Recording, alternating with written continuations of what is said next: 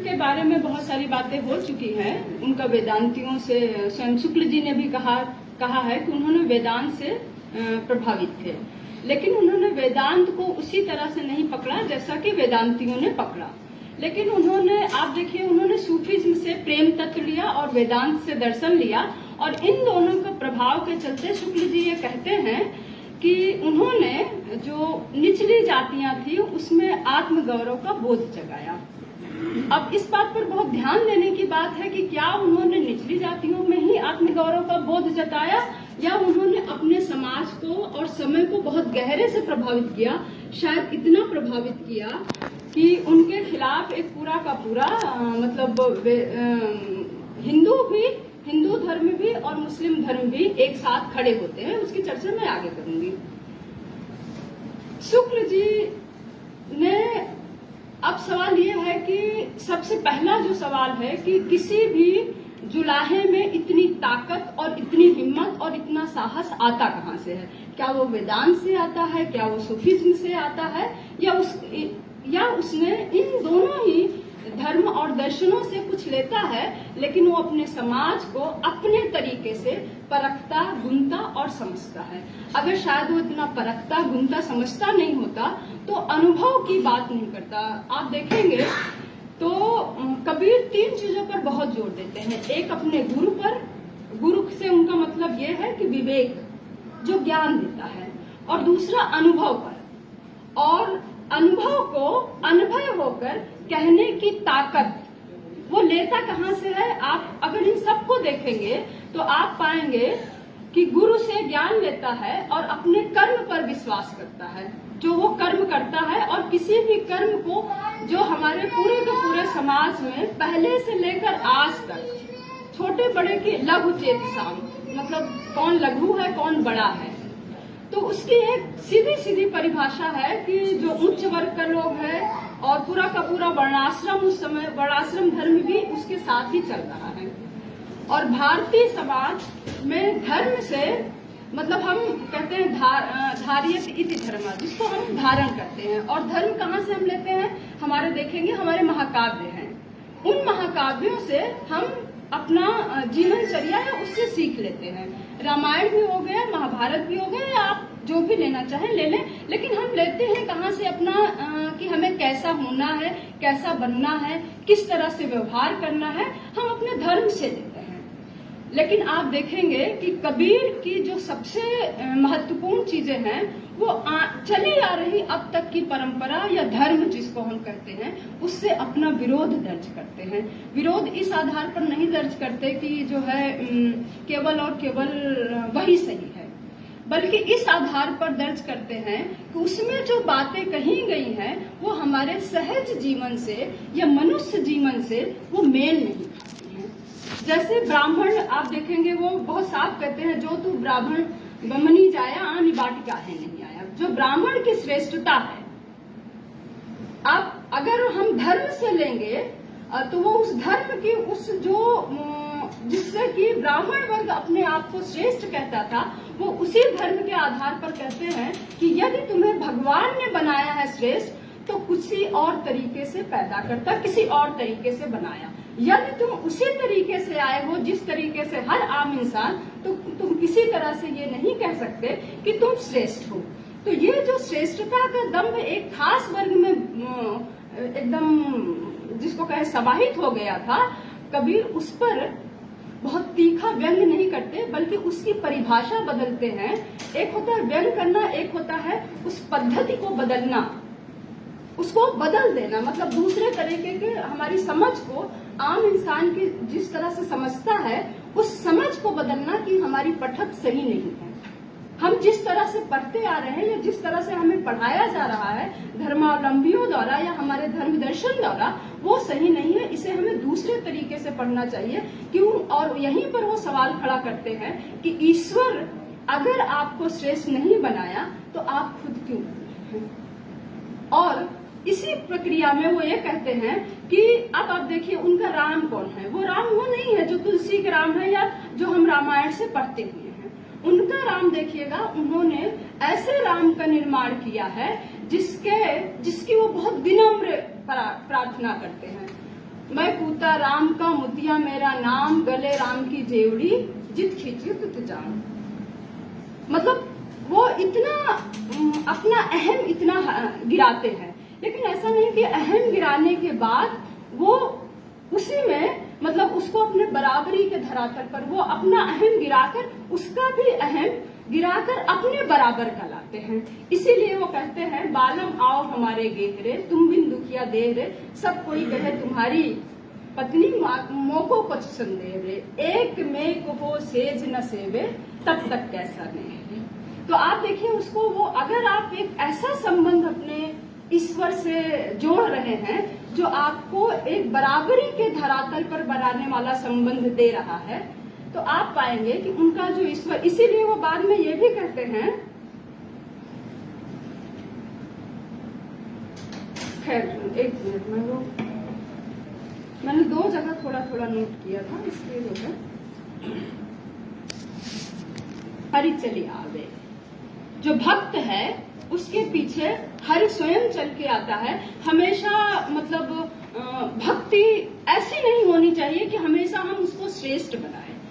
तो ये जो श्रेष्ठता है, ईश्वर की श्रेष्ठता और ईश्वर को अपने समकक्ष रखना, ये दोनों में आप देखेंगे तो ये उनका दर्शन है कि जो वो प्रेम कर रहे हैं, जिससे भक्ति कर रहे हैं, वो उसको अपने समकक्ष बनाते हैं। और प्रेम सचमुच में अपने से श्रेष्ठ से नहीं हो सकती, भक्ति हो सकती है। तो उनके यहाँ भक्ति से बड़ी चीज प्रेम बनती है, और ये प्रेम उन्होंने सूफियों से लिया है। प्रेम तत्व शुक्ल जी कहते भी हैं कि प्रेम तत्व उन्होंने सूफियों से लिया है। तो आप देखेंगे कि जब वहां भी एहलाम की स्थिति होती है तो ईश्वर और मुझ में कोई अंतर नहीं रह जाता, मैं ही ईश्वर हूँ, अनहलक की स्थिति जिसको कहा जाता है। तो ये जो उनका दर्शन है, जो उनका राम है, ये राम पारंपरिक जो राम है, जो पारंपरिक हमारी भक्ति है, जो पारंपरिक हमारे धर्म ग्रंथ हैं, जो कहा जाता है कि इसके अनुसार हमें अपना जीवन जीना चाहिए, आप देखेंगे उससे उनका अलहदापन है। और इतना अलहदापन है कि एक वो दूसरे धर्म ग्रंथ का निर्माण कर रहे हैं या दूसरे तरह की धार्मिक भावना का वो प्रचार कर रहे हैं। और ये प्रचार ऐसा है कि वो हर व्यक्ति पा सकता है, क्योंकि यहाँ पर आप देखेंगे ऊंच नीच का भाव नहीं है, बल्कि समकक्षता का है। और इसको एक ब्राह्मण भी पा सकता है उसी अहम भाव को गिराकर, जिस तरह से एक दलित पा सकता है। तो आप पाएंगे कि ये जो उनकी भक्ति की पूरा का पूरा दर्शन है, वो दर्शन अभी तक जो भक्ति का दर्शन है उससे बहुत अलग है। इस भक्ति के सहारे, मतलब भक्ति के सहारे, खास करके 15वीं शताब्दी को अगर आप देखेंगे तो इस भक्ति के सहारे वो अब तक की जो ज्ञान परंपरा है, ज्ञानी हम किसे कहें? ज्ञानी हम उसे कहें जो पोथी पढ़ के बहुत अपने आप को ज्ञानी कह रहा है, या ज्ञानी वो है जिसने समाज का बहुत गहरे से देखा, अनुभव किया और उस अनुभव को व्यक्त किया। इस अनुभव का, ये अनुभव उनको उनके परिवेश से आता है, उनके काम से। रविशंकर सोनकर जी ने एक बहुत बड़ी बात कही कि जो है, अगर आप अपना कर्म करते हैं और सच्चे मन से और सच्चे धन से करते हैं, तो आपके मन में कभी भी ये बात नहीं आएगी, किसी का डर नहीं सताएगा। अगर आपने बहुतों को गिराया, बहुतों को चढ़ाया, तो आप देखेंगे कि आपके मन में बहुत सारा डर भय रहता है कि कहीं ये चीजें उलट कर ना आ जाए। तो कबीर के यहाँ आप देखेंगे वो चीजें नहीं है। उन्होंने उन पोथियों को हटाया और अनुभव को रखा, और अनुभव पर हर व्यक्ति का ज्ञान है, हर व्यक्ति का अधिकार है।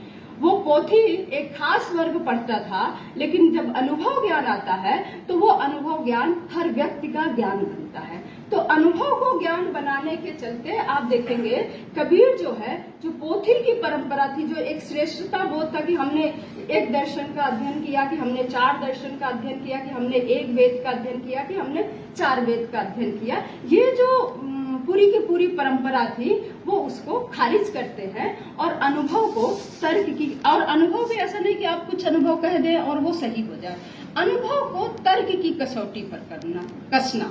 इसीलिए वो हमेशा साधु को संबोधन करते हैं, सुनो भाई साधु। हमेशा उन्होंने साधु का संबोधन किया और गुरु को महत्व दिया।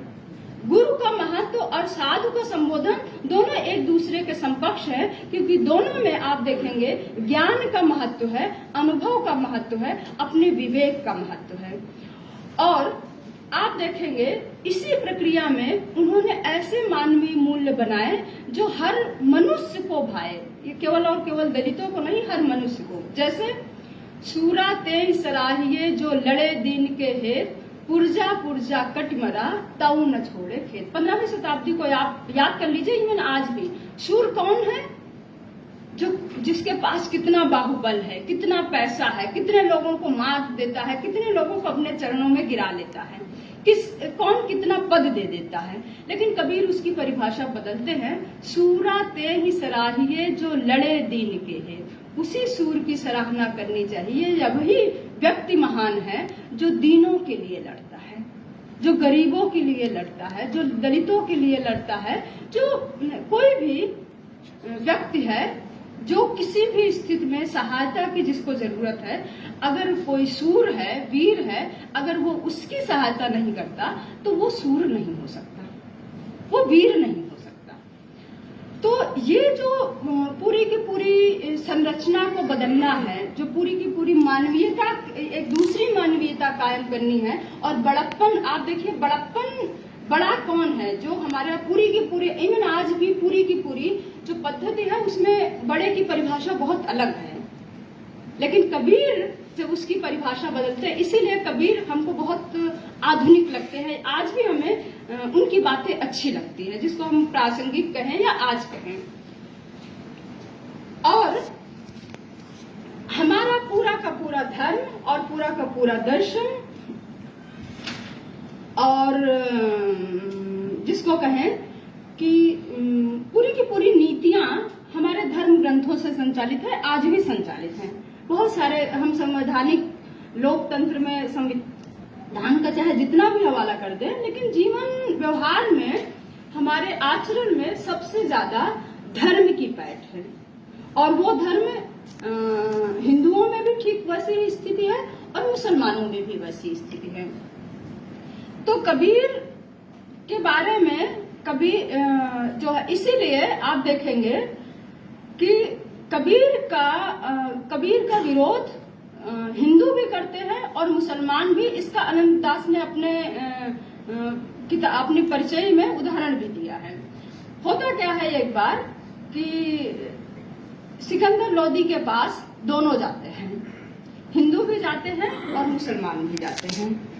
इसलिए कि ये जो कबीर है, कबीर ने ऐसा किया है कि लोग उसकी बात, उस बहुत सुंदर सी कविता है, मैं वो कविता पढ़ दे रही हूँ।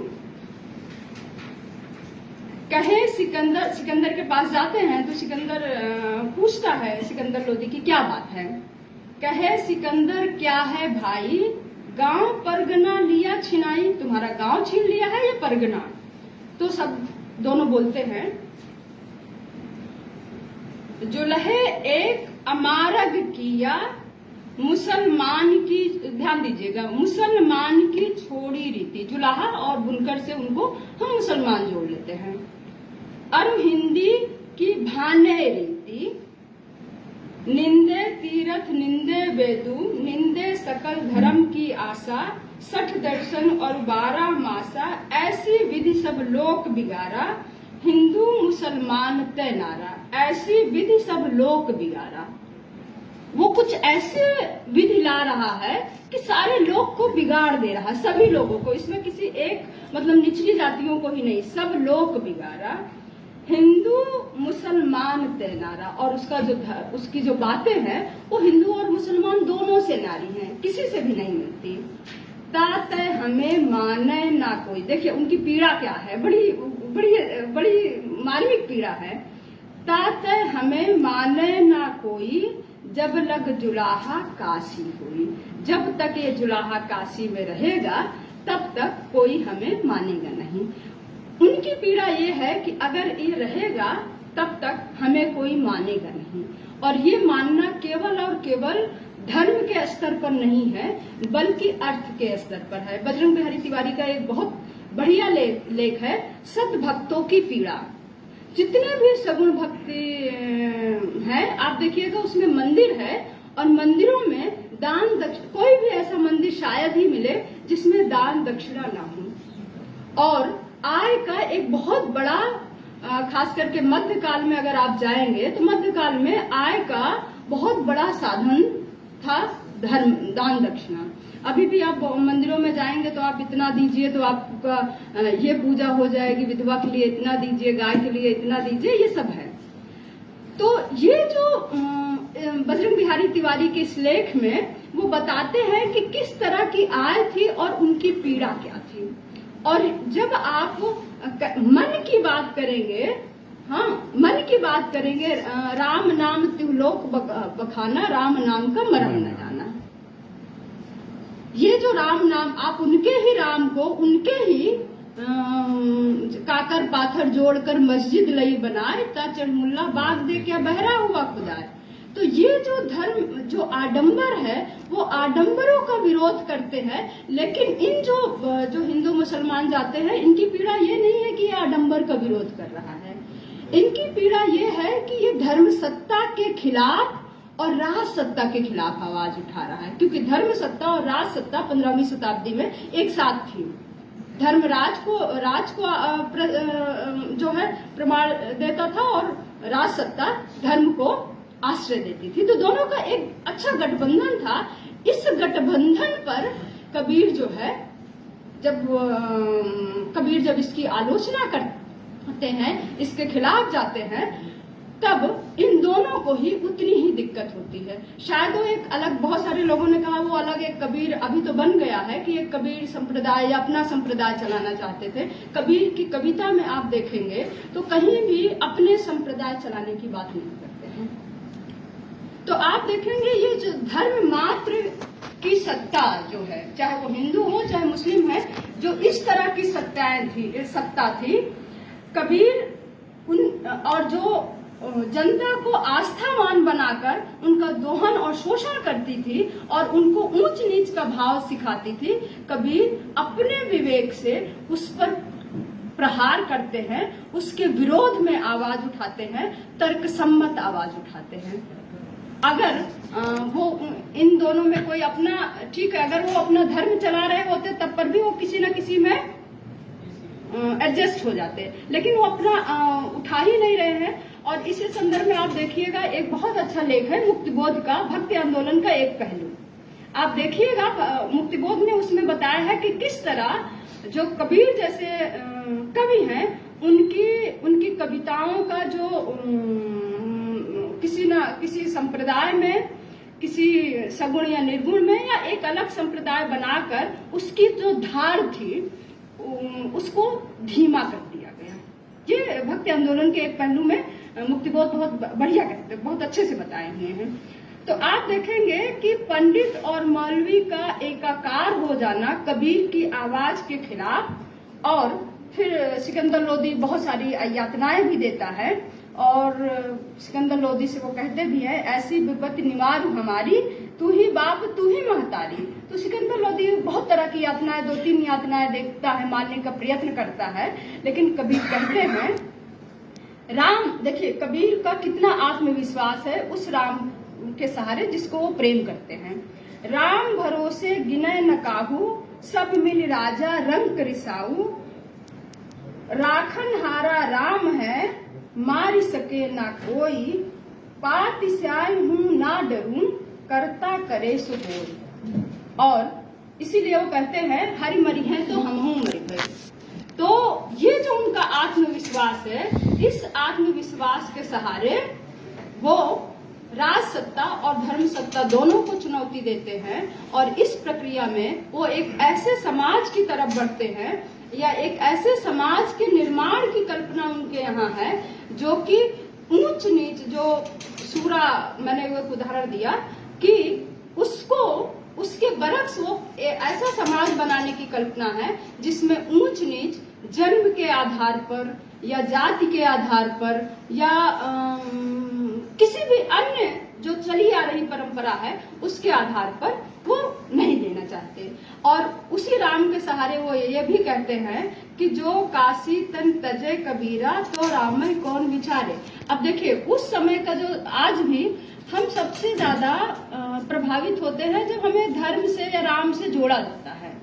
हाँ, हम बहुत सब कोई पेपर देने के पहले हरे राम हरे कृष्णा करता है या नहीं, अन कहे अनजाने।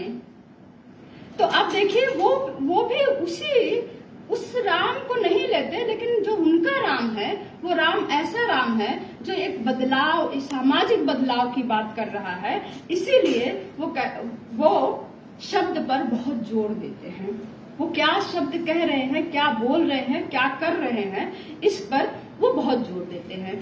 और आप देखेंगे कि उनके यहाँ कथनी करनी में विभेद नहीं। साईं इतना दीजिए जामे कुटुंब समाए, मैं भी भूखा ना रहूं साध न भूखा जाए, ये सबको ही जानते हैं। और इसके बरक्स वो ये भी कहते हैं जो लालची होता है, मक्खी गुड़ में गड़ी रहे, वो गुड़ खाने के लिए गई, गुड़ में मक्खी फंस गई।